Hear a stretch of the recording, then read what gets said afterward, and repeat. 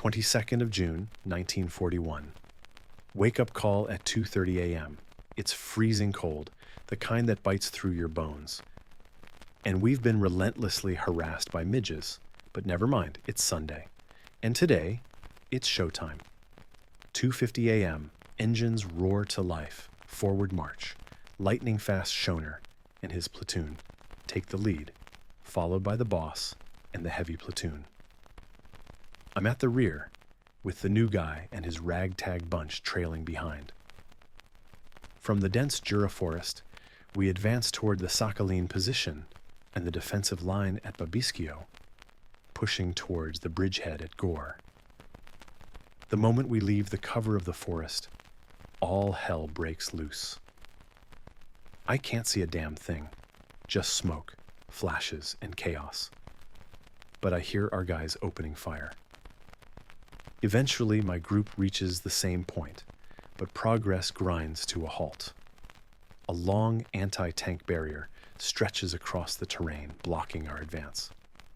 Behind it, several bunkers loom, built from wood and packed sand. Solid craftsmanship, brutal purpose. The advancing infantry comes under heavy fire from the bunkers. Several are wounded. 2, maybe 3 are killed. Then the boss rolls in with a Panzer IV, Oberleutnant Leonhardt at the helm. They drive straight up to the wooden fortifications and fire directly into the slits from less than 5 meters away. The men inside don't surrender. They die where they sit. Mongolians, it turns out. Once the pioneers clear a path through the obstacle, the company storms the position, sparing the infantry from what would have been a bloody firefight. We regroup on the road behind the cleared line. Smoke rises from a few burning houses. Livestock run wild in panic. A handful of peasant carts, overloaded with frightened children, bundles and baggage, stand abandoned on the roadside. After a while, I had fired on several bunkers, 5 shots in total, and a few single bursts from the machine gun into a nearby trench. Got a proper dressing down from the boss afterward. I'd driven too far to the left, lagged behind and generally messed up the formation. But no one's born a master. I'll get the hang of it soon enough. Oswald was in a foul mood. His wireless had stopped working, and he was cursing under his breath. We advanced toward the positions at Gore, but there we encountered tank obstacles stretching for several kilometers. Rows of dug-in wooden poles. Behind them stood more of those large bunkers, made of wood and sand. Our artillery opened fire on them, but the bunkers absorbed most of the punishment. So once again, the Panzer IVs rolled forward, with Oberleutnant Leonhardt firing shells at point-blank range into the bunker's firing slits. The intensity of the artillery barrage steadily increased. Full salvos of high explosive shells crashed into forests, gardens, and any place the Russian infantry might be hiding. Soon after, our infantry launched their assaults. Once they reached the tank barrier, we began moving forward ahead of them. First platoon advanced on the right in a broad wedge. Third platoon mirrored the formation on the left, and we, second platoon, moved through the gap between them.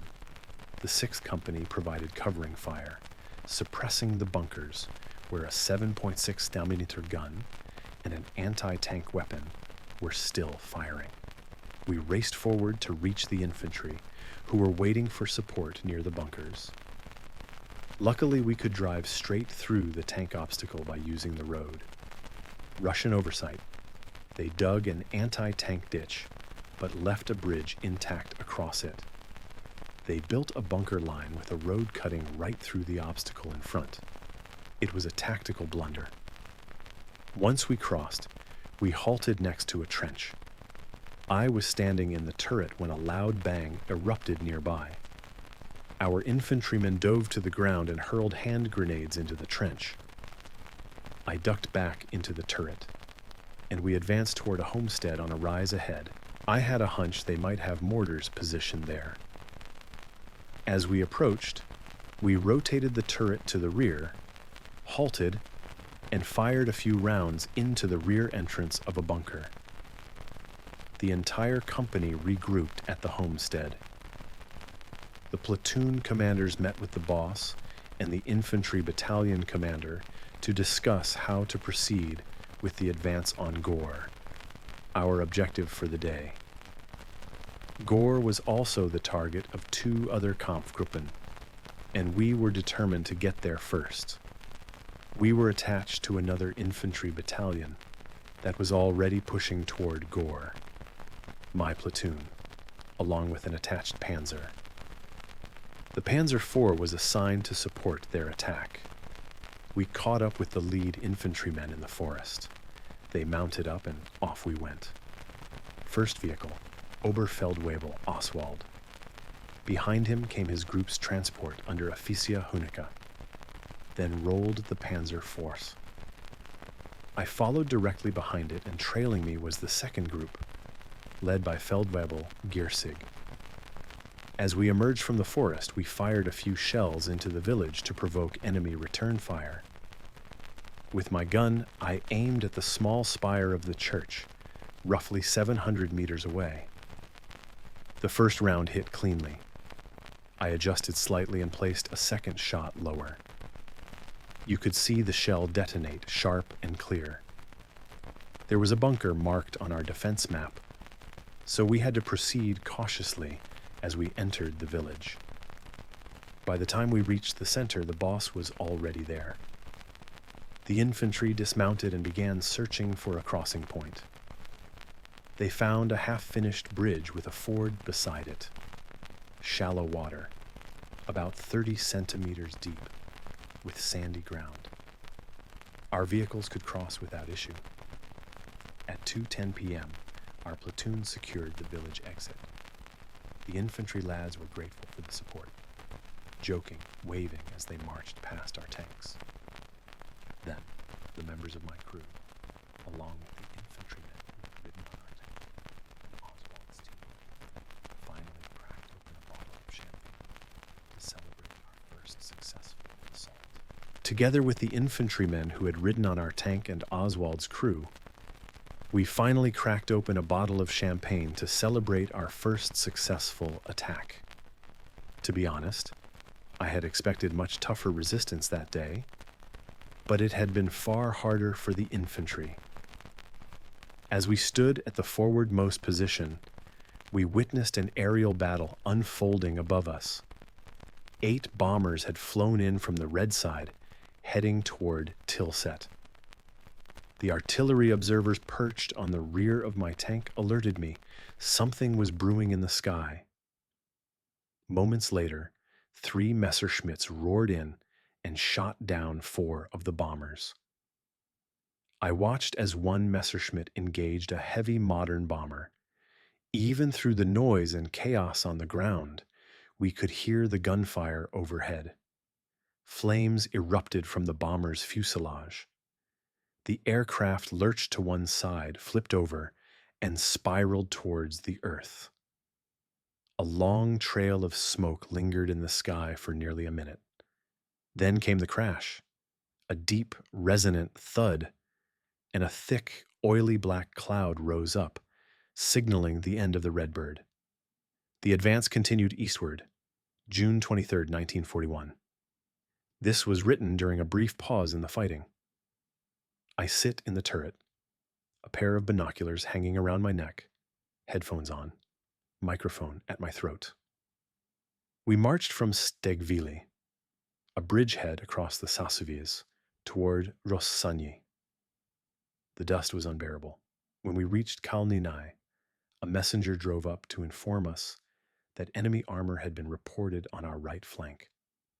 We prepared for combat and turned our fronts to the right.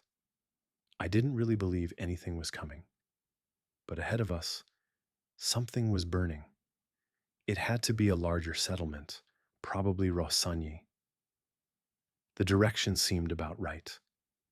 These towering pillars of smoke were the best signal to announce our presence, far more dramatic than any flare. They rose wherever enemy resistance was encountered. If someone fired a shell into one of those wooden Lithuanian shacks, those shanties catch fire instantly. Yesterday morning, during the assault on the first position at Sakhalin, we could clearly see the smoke rising from Torregan, so thick it blotted out the sun. Now, here on the road, smoke curls upward along the entire horizon. I find myself wondering, how long we'll be standing here? Yesterday's phrase was Panzer forward. Today, it feels more like Panzer's out of the way. Gunther Eggers has fallen. I've seen his grave. His Panzer II, number 601, stood by the roadside, its right side riddled like a sieve. He took a shell through the back and, mercifully, was killed instantly. The next shell tore off both of his hands. One can only thank God he didn't live through that. We gave a short salute, hands to caps, and our Panzer rolled on. Nearby lay the grave of a dispatch rider. His steel helmet rested atop a wooden cross. On Gunther's cross, they had placed his field cap, that old battered cap with its scratched visor. I had worn it for fun in the casino just a year ago. Gunther and I had been at officer school in Halle. That same year, we drove to France together to visit the regiment. We lived side by side in Thorn, celebrated New Year's Eve with Joch and Muhlenberg. He was always there, one of us young lieutenants, on those quiet evenings that felt like they meant nothing at the time. We sat together on our last officer's night at the casino in Freistadt. At 4 a.m, Oberleutnant Glasken made him give a speech on how young officers should behave when facing a superior. He did it with a grin. Yes, Gunther, a great friend of the Arbeits maidens, several of whom served as waitresses during our company evenings, has now fallen. His parents will receive a letter from the company commander, who is just as heartbroken as we are. There will be a death notice in the local paper. His little blonde sister will cry for him. We, however, will march on, with him in our thoughts. He will fight at our side, and his death will not go unpunished. At 11 a.m., we left Stegvili. Now it's 16:30, and we're still standing along the road to Rossigny, waiting for enemy tanks that refuse to arrive. Some Luftwaffe signal troops have begun laying an FF cable toward At the front, they told us they'd done the same cable-laying job in the forest behind us earlier, just like peacetime work, not even wearing steel helmets. Then, out of nowhere, they saw a column of 15 Russians cross the road just a few meters ahead. A proper little firefight broke out. Casualties on both sides, none, miraculously. 2 of the signals guys, young lieutenants, had just climbed off my tank after asking all sorts of questions. Their curiosity vanished quickly once I showed them the cramped interior of our fighting compartment. They both agreed. They wouldn't want our job after all. Still no sign of Russian troops, but several of our bombers just flew overhead. You can easily recognize them now. They've started carrying yellow markings. June 24th, 1941. We're positioned a few hundred meters in front of Rasinia, waiting for deployment. This morning, Russian tanks broke through and reached the southern exit of the village, right behind where we're now standing. Not long ago, we came under fire from Red artillery and had to fan out into the field to our right. The wind is carrying clouds of fine white dust toward us, kicked up by the baggage train vehicles rumbling down the road. By now, we all look like flour millers, our black uniforms completely coated in dust. We wouldn't mind the mess If only we could advance again. Our first Abteilung suffered casualties. The second company was completely surprised by much stronger Russian forces. Lightning Bach, Lightning Cast, and Hauptmann Bergstall are badly wounded. The CO of First Company, Oberleutnant Hoa, was hit and is expected to die. The furthest line is said to be about 4 kilometers ahead of Rasenia. The infantrymen here aren't from northern Germany. We'll have to see how they perform. The infantry we fought alongside in our first attack were excellent, charging like Blücher, playing with tin soldiers. Heavy artillery is positioned behind us, sending one 15-centimeter shell after another toward the Russians. We can hear the shells howling overhead. Most of the Russians here are tough fighters, especially the Asians they've thrown into the battle. We saw that firsthand when we encountered the Mongols in the trench between the second bunker line. They chose death over surrender, letting themselves be killed by Leonhardt's 7.5-centimeter gun. I witnessed another case at Stegvili. For 2 hours, our tanks had been standing there, surrounded by our infantry were nearby, artillery batteries thundered behind us, and the roads were choked with our vehicles. Then suddenly, just 20 meters from a Panzer II, a lone Russian soldier rose from the tall grain and hurled a hand grenade at the tank. He then raised his rifle and fired at the tank commander. The bullet tore through the collar of the commander's shirt, grazing his skin. Wham! For a moment, my pencil slipped. Something had exploded in the field behind us, but never mind. 500 meters back, a heavy artillery battery kept up its relentless fire. And yet, amid all the noise and chaos, I couldn't help but notice a strange detail. Several small blue butterflies were circling around my tank. Just like that, the diary trails off. In the original manuscript, an unbound page is inserted here. It begins mid-sentence. Find a way to get to grips with these big lumps. During the night of June 25th to 26th, the Russians attempted to break through our positions on Hill 126 in the forest west of Bagno il Gosili. We tankers and the riflemen had them surrounded. They tried to escape northward but failed and were forced to retreat into the forest, suffering heavy casualties. The many lorries they abandoned along the roadside went up in flames, illuminating the path we would take during our counter-thrust, launched at dawn by my men. A brief meeting of the officers took place in front of the riflemen's vanguard. Then the attack rolled forward, across Zwagi, toward the village ahead, through the forest behind it, and on toward Hill 141, where we were to link up with an element of the 1st Panzer Division. The next page of the manuscript is missing. It resumes later with a technical description. The hull of the tank, including the tracks, is about 4 meters wide. Each track alone is nearly 75 centimeters across. The whole thing is camouflaged in green and stands over 2 meters high up to the turret ring. At first glance, it looks almost comical, completely at odds with the engineering precision of our own tanks. All its armor is vertical. The entire machine is so awkwardly designed, it resembles a giant box on caterpillars, a shithouse on tracks.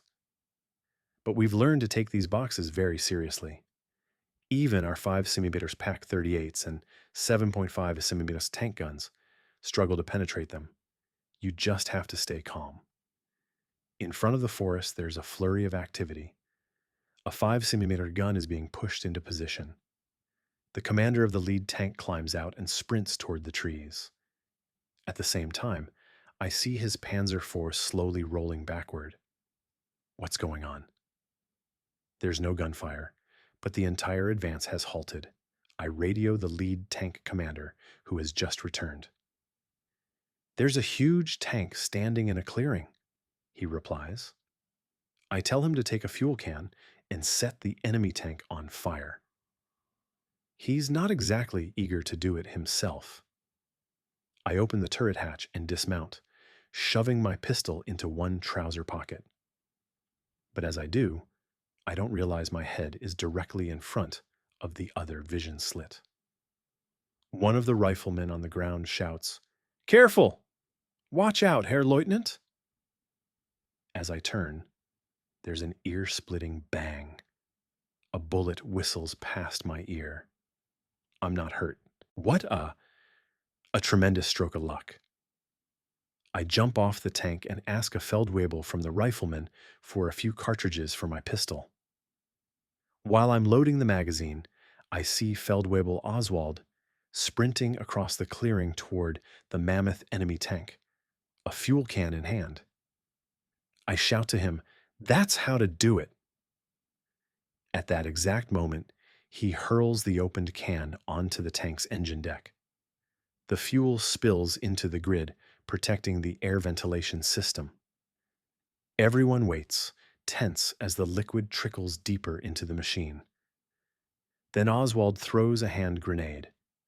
It detonates with a sharp burst and a jet of flame shoots skyward.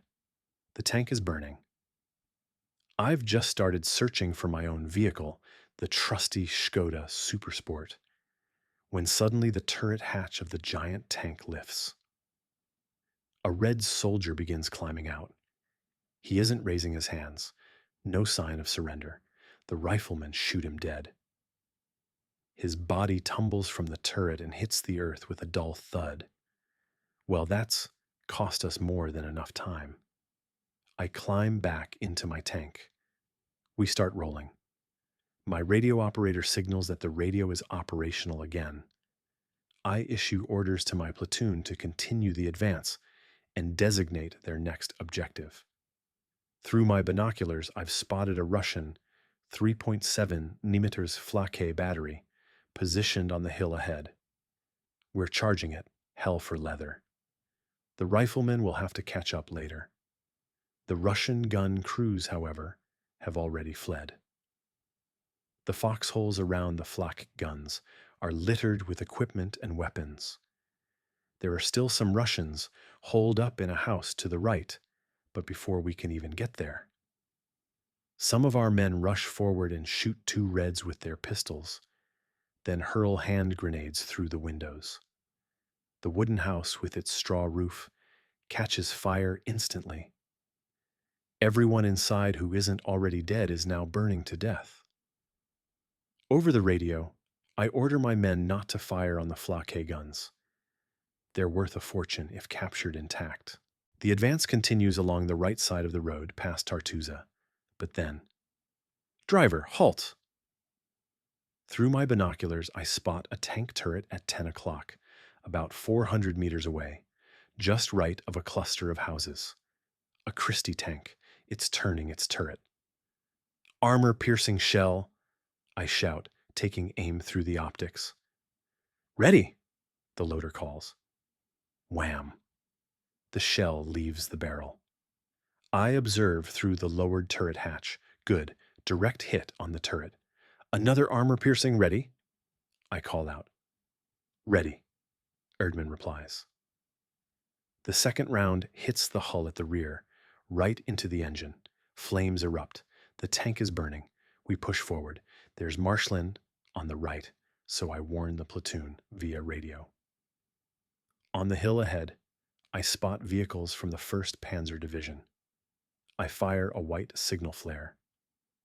Our Skodas could easily be mistaken for Russian armor.